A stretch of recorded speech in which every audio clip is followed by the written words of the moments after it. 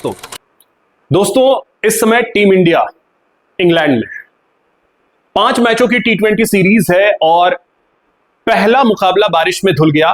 उसके बाद लगातार 2 मुकाबले हमें हारने पड़े। पहला मुकाबला भी हम बुरी तरीके से हारे थे और दूसरा मुकाबला तो पूछिए ही मत कि कितनी बुरी तरीके से हम हारे। मतलब 202 रन हमें चेस करना था और हमने इतिहास रचते हुए 76 रनों पे अपनी पूरी की पूरी पारी ही खत्म कर दी। भाई अब सवाल यही है कि प्लेइंग 11 क्या हमारा यही होना चाहिए जिस प्लेइंग 11 के साथ हम मैदान में उतर रहे हैं? ना हमारी गेंदबाजी चल रही है, ना हमारी बल्लेबाजी चल रही है, ना हम फील्डिंग उस तरीके का कर पा रहे हैं। कल कितने घटिया फील्डिंग हमने की है, इसके विषय में कोई सोच भी सकता है? और इसके विषय में क्या हमारे कप्तान साहब, हमारे कोच साहब सोच रहे हैं?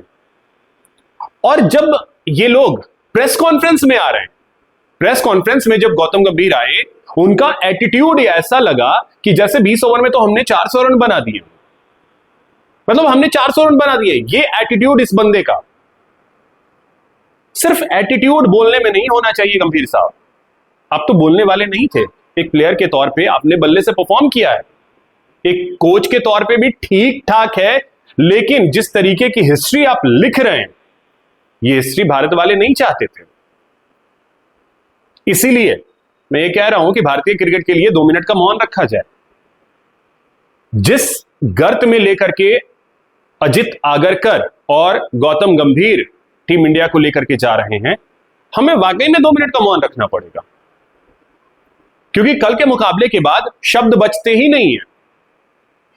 अभिषेक शर्मा आउट हो गए जल्दी, चलो ठीक है। वैभव सूर्यवंशी पुल करने के चक्कर में जल्दी आउट हो गए, ठीक है। उसके बाद तो रुक जाते। दुनिया के नंबर 1 T20 बल्लेबाज ईशान किशन साहब क्या करना चाह रहे थे पता ही नहीं चल रहा है। ये मैं बार बार हर वीडियो में कह रहा हूं कि ईशान किशन करना क्या चाह रहे हैं समझ ही नहीं आ रहा है।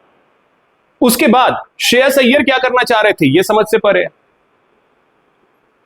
तिलक वर्मा एक मुकाबले में 2 छक्के लगा दिए तो हमने उनकी तारीफ करनी शुरू कर दी। हालांकि मैंने उनकी तारीफ नहीं की। उन्होंने जीवन में एक मुकाबला खेला है और वो है एशिया कप के फाइनल में। उसके अलावा तिलक वर्मा ने कभी ऐसी बल्लेबाजी नहीं की है कि हम उन पे ट्रस्ट कर सके। और इसीलिए संजू सैमसन को बाहर बिठा देना यह सबसे बड़ा गुनाह है।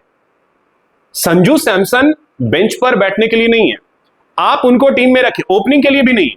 ओपनिंग वैभव और अभिषेक यही दोनों सही हैं, लेकिन आपको मिड में उन्हें लाना पड़ेगा, क्योंकि मिडिल ऑर्डर हमारा जो है वो पूरी तरीके से खत्म है।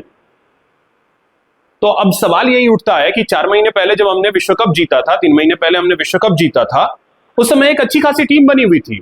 उसकी पूरी की पूरी लंका लगा दी। पूरा का पूरा टीम ही इधर का उधर कर दिया, तहस नहस कर दिया पूरी की पूरी टीम को।